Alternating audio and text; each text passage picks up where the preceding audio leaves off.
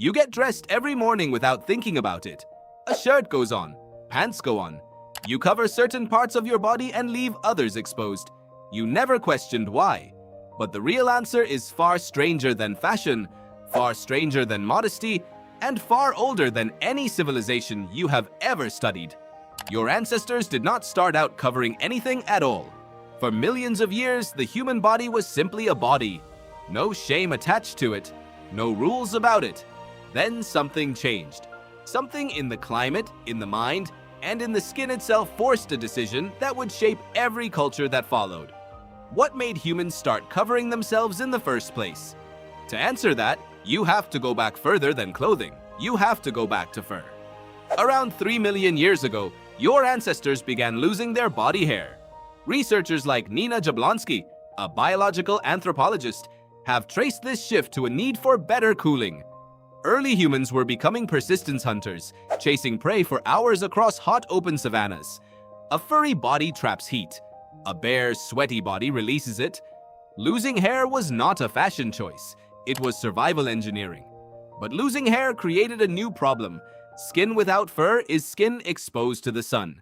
And skin without fur, when it does grow hair again in certain places, tends to keep it exactly where the body is most sensitive or most in need of protection.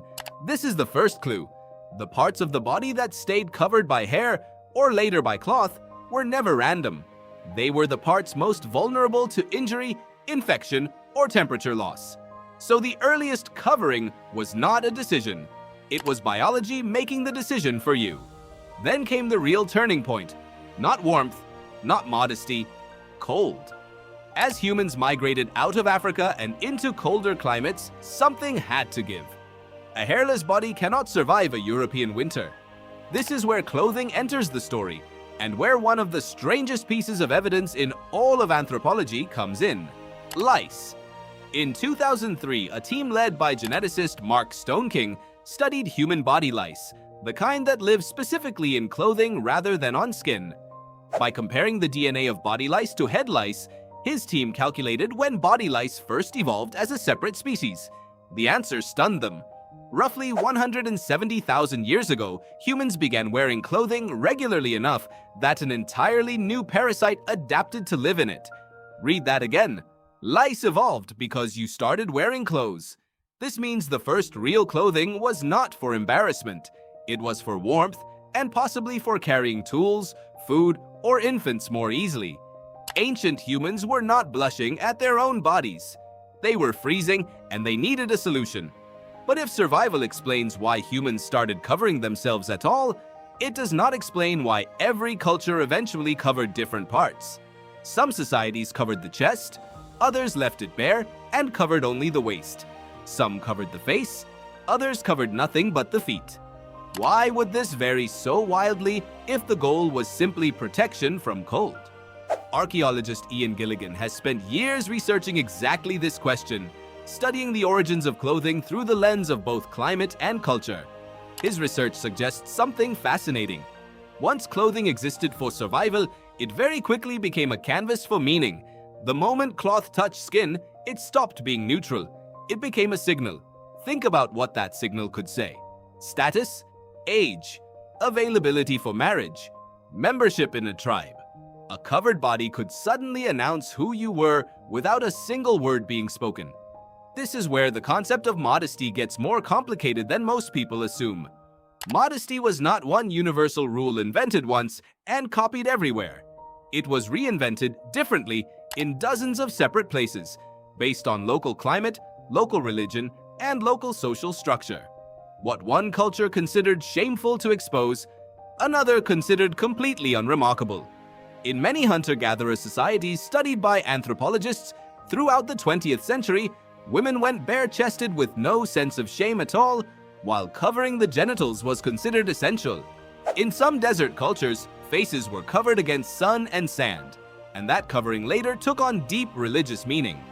In colder regions, nearly the entire body stayed wrapped, not from modesty, but because uncovered skin meant frostbite within minutes. So which parts get covered was never really a moral decision made once. It was a layered accumulation of climate, then symbolism, then religion, then finally, fashion. Here is the twist that changes everything. The body parts most cultures agree on covering, specifically the genitals, are not covered primarily because of shame at all. Many researchers now argue this rule persisted because of something deeper. Controlling visibility of reproductive organs became tied to controlling reproduction itself, and therefore tied to power, lineage, and inheritance. In other words, covering certain body parts became less about the body and more about who gets to control access to it. That is a strange thing to sit with. The t-shirt you put on this morning has roots in ancient reproductive politics disguised as decency, and your brain still carries the emotional residue of all of this, even if you have never once thought about lice or cold-adapted hunters or ice age migration. Why do you still feel a flush of embarrassment if certain parts of your body are suddenly exposed in public? Your nervous system did not invent that reaction randomly. It inherited it. Cultures spent thousands of years linking specific body parts to specific social consequences, and your brain absorbed those consequences before you were even old enough to question them. This is why nudity norms feel so instinctive, even though they are almost entirely learned. A toddler feels no shame running around bare. That shame is installed later, layer by layer, by the specific culture surrounding that child. Which raises an uncomfortable question. If a child from your culture had been raised instead in a completely different society, with completely different covering norms, would they feel shame about the same body parts you do? Almost certainly not. This does not mean modesty is meaningless. It means modesty is a social technology, built for reasons that made total sense at the time, whether that reason was survival in the cold, protection from the sun, religious identity, or control over reproduction.